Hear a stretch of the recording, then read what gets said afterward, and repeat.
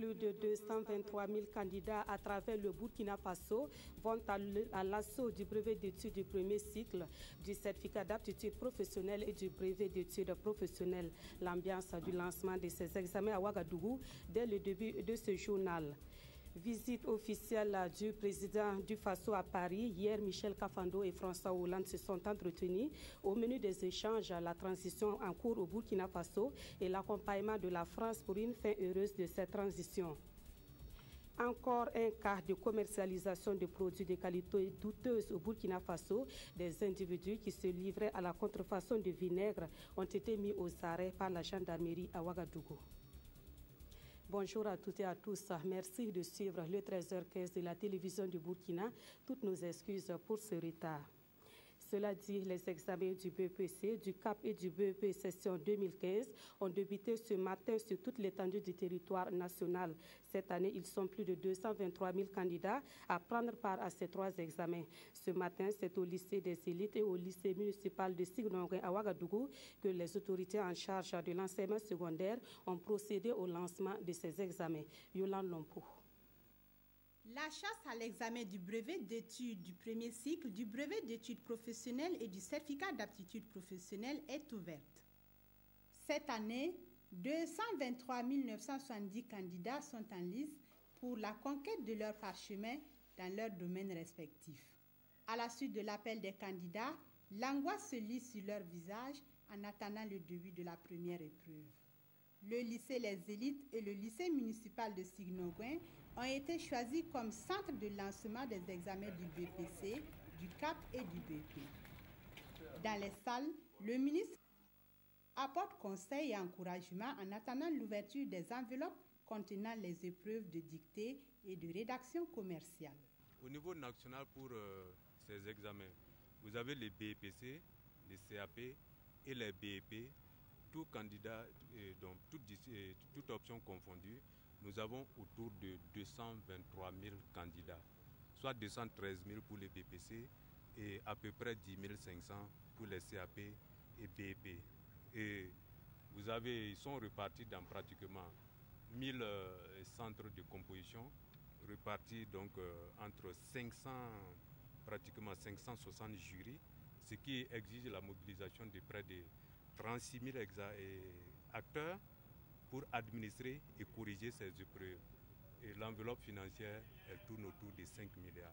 Au sein du lycée municipal de Signonguin, au jury numéro 76, tout se déroule sans difficulté majeure, nous confie la présidente du jury. Nous avons au jury 76, 376 candidats répartis dans 8 salles avec 20 surveillants. Bon, les difficultés majeures que nous rencontrons, ce sont des difficultés liées essentiellement au manque de pièces d'identité scolaire et le problème aussi de fiches de table.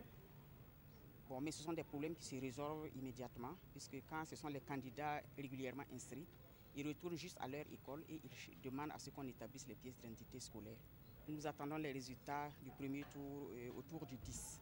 Sitôt l'épreuve de dictée terminée, certains candidats au BPC se disent confiants quant à la suite. L'épreuve de dictée était en tout cas bien. Ça s'est bien passé. Et puis ça parlait d'un élève qui aimait lire. Mais on souhaite que le reste soit comme la dictée. Le premier sujet était la dictée. Il a été abordable. Je suis sûre que je vais avoir le BPC cette année. Premier tour. J'ai pas peur. J'ai bien bossé. J'espère avoir la moyenne. Comme principale innovation pour la session de 2015, on note l'organisation pour la première fois du CAP carrosserie automobile et BP technique de l'information documentaire, carrosserie et bois et matériaux associés. Nous prenons à présent la direction de Paris en France où le président du Faso est en visite officielle. Hier, Michel Kafando a été reçu à l'Élysée par François Hollande. Le président du Faso lui a fait le point de la transition en cours au Burkina Faso. À son tour, François Hollande a réaffirmé l'engagement de la France à accompagner le Burkina Faso pour terminer la transition et organiser des élections libres et transparentes. On fait le point avec Alassane Zéo et Abdelaziz Yagibou.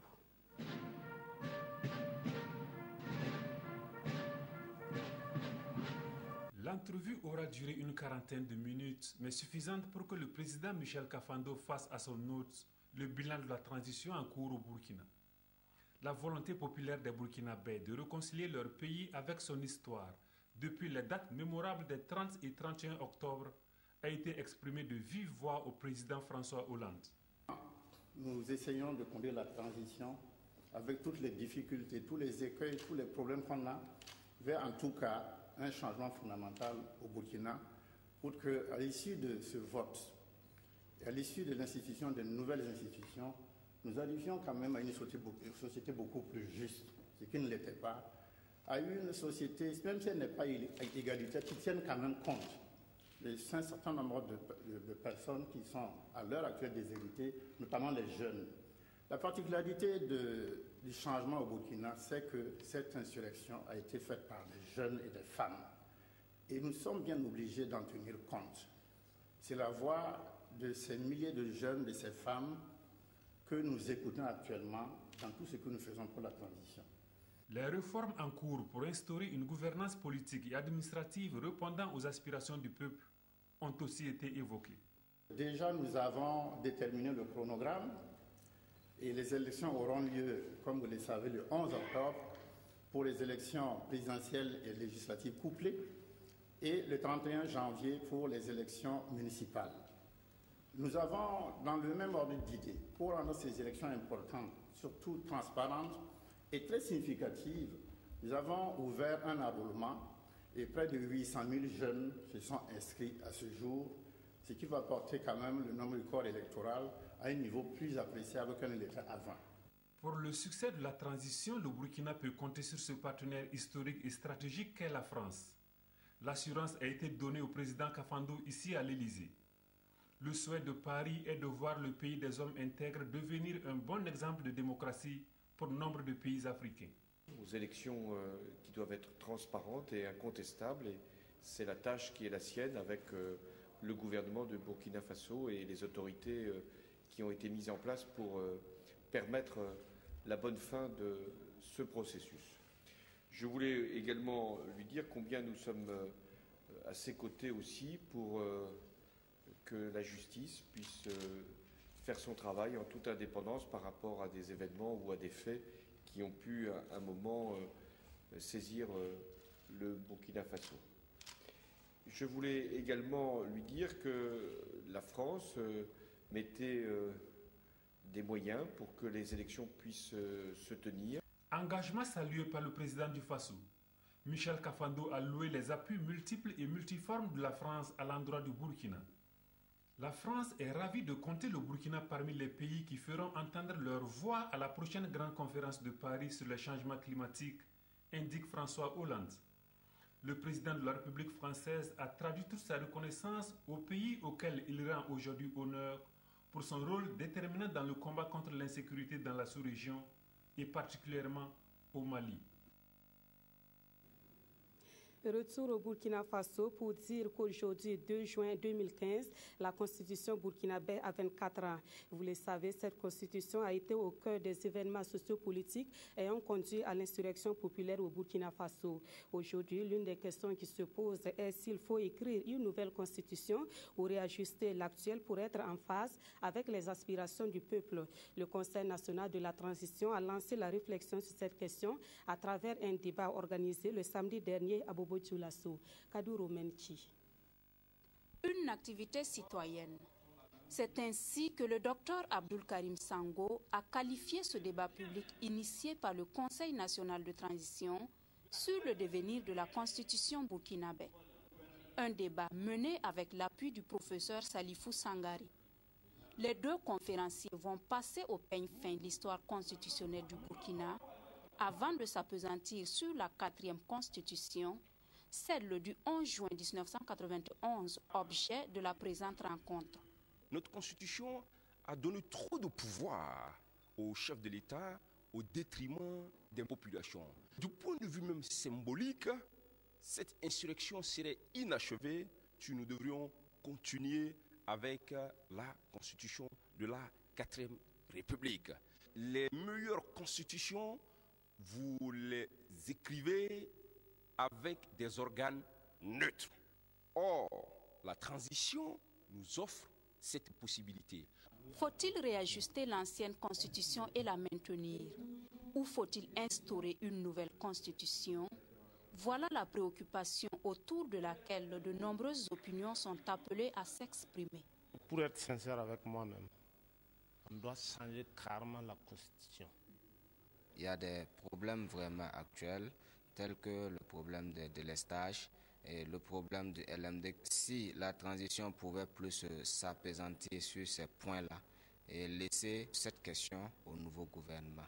Moi, je suis pour une 5e République. Nous demandons à ceux qui connaissent le droit d'être réellement honnêtes pour que nous puissions éviter une modification à la guise d'un individu. Ce débat public sur la Constitution se mène concomitamment ici à Bobo-Dioulasso et à Dori. Le même débat sera mené à Fada et à Waïgouya le 6 juin prochain pour prendre fin à Ouagadougou et à Koudougou le 13 juin. Je vous amène à présent à Basenko, l'un des quartiers de Ouagadougou qui abrite les logements sociaux. Les résidents des cités ne sont pas contents et pour cause. La seule voie d'accès à leur domicile est déjà dégradée suite aux premières pluies. Cela, l'insécurité règne dans la zone. Les habitants de la cité de Basenko sont sortis pour parer au plus urgent, mais ils lancent un cri de cœur aux autorités de la transition pour changer cette situation. Hippolyte Milogo et Karim Patrick Namouanou. L'unique voie d'accès aux logements sociaux de Basenko est dans un état calamiteux après les premières pluies. Les résidents de la nouvelle cité veulent une route praticable. Avec les moyens de bord, ils sont sortis pour remblayer la digue et pour se frayer un passage en attendant la réaction des autorités. Vous mettez des moyens pour construire des logements. Vous appelez les gens, vous leur remettez les clés. Vous dites qu'ils ont la responsabilité de leur maison, c'est-à-dire qu'ils doivent obligatoirement résider pour assurer la sécurité de leur maison, de ce qu'ils ont payé. Et vous n'avez pas de voie pour que ces personnes puissent rejoindre leur maison ou leur lieu de travail. Un autre problème vécu par ces résidents est l'insécurité. Les délinquants troublent à tout moment la quiétude des populations. Nous sommes agressés. Le samedi passé, tout dernier là, on a agressé une femme de la cité. Par exemple, la nuit comme ça, si un de nos enfants tombe malade, c'est grave, on ne peut même pas sortir, on a peur. Les locataires de la cité de Basenko dénoncent l'attitude des institutions comme la Banque de l'Habitat, la société Wenpanga et la CGC qui ne les accompagnent pas conformément au cahier de charges. Ils comptent hausser le ton si les choses ne s'arrangent pas. Depuis bien longtemps, il y a eu des démarches, mais jusqu'à présent, nous n'avons pas eu satisfaction. Ça, nous sommes sortis de manière pacifique avec nos moyens à bord, avec les sacs de sable pour pouvoir régler quelque chose. Mais maintenant, si ça continue comme ça, vraiment, on ne pourra pas se continuer. Avoir un logement décent, c'est le rêve de tous. Pour les résidents de la cité de Basenko, le rêve s'est concrétisé. Ils espèrent à présent que leur cri de cœur aura un écho favorable. Peut-être que vous l'avez déjà consommé, du vinaigre de qualité douteuse a été servi sur les marchés au Burkina Faso. Les individus qui se livraient à cette contrefaçon de vinaigre opéraient dans le quartier Marcoussis à Ouagadougou. Une enquête de la gendarmerie a permis de mettre la main sur 3 de ces personnes. Un important lot de vinaigre contrefait a aussi été saisi. La gendarmerie était face à la presse le 29 mai dernier pour présenter les auteurs de cette contrefaçon. Le reportage de Aruna Mari. Ces 78 cartons de vinaigre de qualité douteuse saisis par la gendarmerie auraient pu atterrir dans les assiettes du consommateur. À l'aide de ces étiquettes, de ce cachet, de ces bidons vides et d'autres outils, ces 3 individus seraient les présumés auteurs de cette contrefaçon. Le 23 mai 2015, la cellule stupéfiant émerge de la section de recherche a été alertée par un individu de ce que des individus se livreraient à un reconditionnement du vinaigre, entre parenthèses contrefaçon, dans un domicile 6 au quartier Marcoussis, secteur numéro 37 de la ville de Ouagadougou. Au reçu de l'information, la cellule renforcée par une équipe du centre de surveillance et d'intervention de gendarmerie CSIC de Signonga s'est déportée sur les lieux vers 12 h et découvre sur place 3 individus retranchés dans une maisonnette, tous occupés à conditionner dans des petits pots du vinaigre.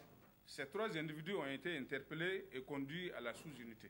Le produit fini est ensuite écoulé sur le marché si l'on en croit la gendarmerie. Ces individus ne disposent d'aucune autorisation pour exercer cette activité. Pire, le procédé qu'ils utilisent pour fabriquer leur vinaigre se passe de commentaires. Interrogés sur leur motivation quant à l'existence d'une telle entreprise criminelle, les personnes interpellées nous déclarent être à la solde d'un certain Sawadougou Soumaïla, sans emploi précis, qui concocterait secrètement ces recettes à la suite d'un mélange de plusieurs composants, tels l'acide acétique, l'eau, le sel, la soude caustique et du colorant. Le cerveau de cette contrefaçon est activement recherché par la gendarmerie. Après l'affaire des huiles et d'autres biens ferlatés, de boissons périmées, que mange-t-on aujourd'hui dans les assiettes? Vie des partis politiques à présent, le président de l'Union pour le progrès et le changement a effectué une tournée le vendredi dernier dans la région du Centre-Sud. Dans les différentes localités où il a été, Zéphirin Diabré a eu des échanges directs avec la population. Il leur a demandé de rester mobilisés pour les échéances électorales. Le point de cette tournée avec Claudine Bikaba. Béri, c'est la première localité du Zunwego qui a accueilli Zéphirin Diabré dans sa tournée. Là, jeunes, femmes, personnes âgées, coutumiers, religieux et même les fonctionnaires ont exprimé leur engagement et leur soutien indéfectible au Parti du Lion. Et le président de l'UPC a à leur suite livré son message. Deuxième étape de cette tournée, Bindé. Là encore, un accueil fébrile lui a été réservé. Et le même scénario s'est reproduit. Toutes les couches sociales se sont exprimées et Zéphirin Diabré a pris la parole à son tour pour demander à ses militants d'avoir un comportement pacifique lors des élections à venir.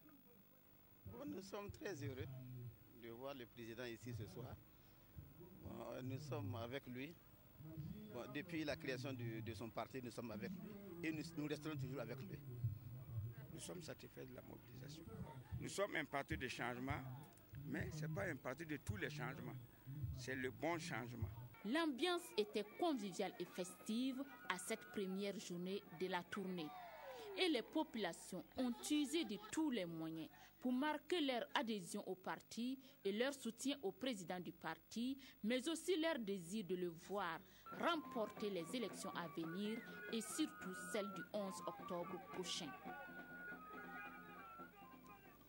Du côté du Parti pour le développement et le changement, on a sonné la mobilisation le week-end dernier à Kongoussi dans le BAM. La présidente du parti, Sarah Sérémé, est allée inviter les populations de cette ville à porter leur choix sur le PDC. Elle s'est particulièrement adressée aux jeunes, mais les représentants de toutes les couches sociales lui ont promis une victoire lors des futures élections. Le reportage de Yolande Lompo. Dans la cité des Grands Lacs, c'est une foule des grands jours qui est sortie pour entendre le message de Sarah Sérémé, mais aussi connaître l'un de ceux qui ont été à l'origine de l'insurrection populaire des 30 et 31 octobre 2014. Une minute de silence pour se souvenir des 28 martyrs, puis la coqueluche du jour. À l'entame de ses propos dira que, plus que jamais, le Burkina Faso a besoin de l'ensemble de ses fils et filles pour se reconstruire. Profitant de son passage à Kongoussi pour encourager son bureau provincial, les femmes, les jeunes et les anciens, par la voix de leurs représentants, lui ont réitéré leur soutien afin qu'elle puisse occuper Kosiam au soir du 11 octobre 2015.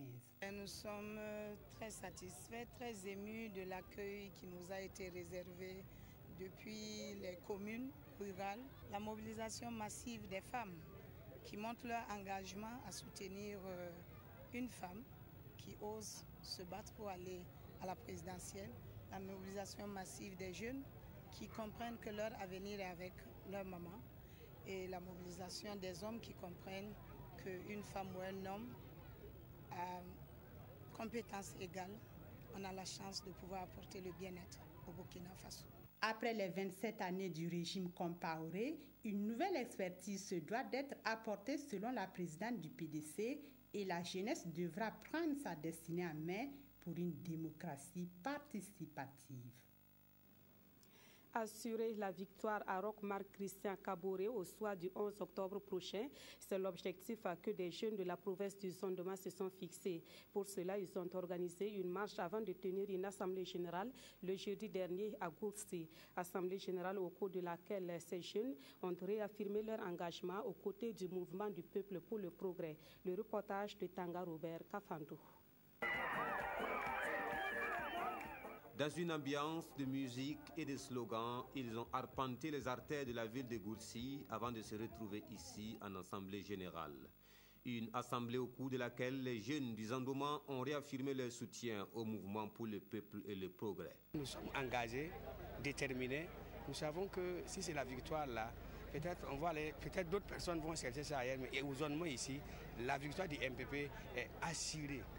Pour les parrains de la cérémonie et le représentant du bureau politique national, la mobilisation de ce samedi est le signe que les jeunes aspirent au changement, le changement avec le MPP. Il s'agit pour nous de faire une activité de démonstration au niveau de la jeunesse, pour les sensibiliser par rapport à la place et au rôle qu'ils doivent jouer au sein du parti, et surtout qu'ils soient conscients du rôle qu'ils doivent jouer pour assurer la victoire du parti aux prochaines consultations électorales. C'était ça l'objectif principal. Mais à l'arrivée, nous nous sommes rendus compte que c'est une mobilisation quasi générale et qui a concerné l'ensemble des couches sociales de la province. Carte d'électeur en main, ces jeunes ont promis d'aller voter massivement le 11 octobre prochain afin d'assurer la victoire aux candidats du parti. La plupart des quotidiens de ce mardi 2 juin posent la question de savoir s'il faut ou non modifier la constitution du Burkina Faso. Autre sujet d'actualité abordé dans les journaux, la sécheresse dans le Sahel. La revue de presse vous est proposée par Evelyne Dabiri. Vos quotidiens du 2 juin ont diversement examiné la question de la modification de la constitution du Burkina, un débat lancé par le CNT depuis Bobo Dioulasso. Faut-il passer à une 5e république au Burkina Faso, rapporte votre journal Le Quotidien. Les raisons de ce débat sont précisées dans Sidoya, qui explique que l'institution entend par cette initiative recueillir les avis des uns et des autres sur la nécessité ou pas de réviser la constitution du Burkina Faso. À ce débat, poursuit Sidoya, de nombreuses propositions ont été faites par les participants. Un des participants a même proposé que les présidents élus prêtent serment sur les fétiches. Certains encore, rapportent l'Express du Faso, pensent que le débat sur la Constitution n'est qu'un subterfuge pour prolonger la transition. Que nenni, répondent les communicateurs et le modérateur. Et pour mon confrère Le Quotidien, même si les avis sont partagés, il convient de souligner que le nombre des partisans au passage à la 5e République dépasse largement ceux qui estiment que la question n'est pas une priorité. Et ce journal de conclure, alors messieurs du CNT, menez vos débats, mais retenez l'essentiel. Le Burkina doit avancer et cela ne passera pas forcément par une 5e République dans le contexte actuel. Autre point de l'actualité nationale, la crise entre la population de Namisigima et la société minière True Gold est un des sujets qui a intéressé vos quotidiens. Cette crise que Sidoya qualifie de bras de fer entre les populations musulmanes qui craignent que la mine n'engloutisse leur lieu de culte et les industriels miniers de True Gold est repartie à nouveau.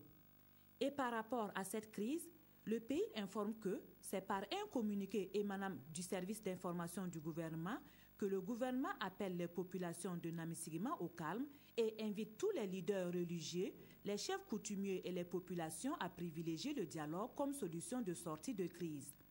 À ce sujet, Sidoya conclut que le bon sens prévale.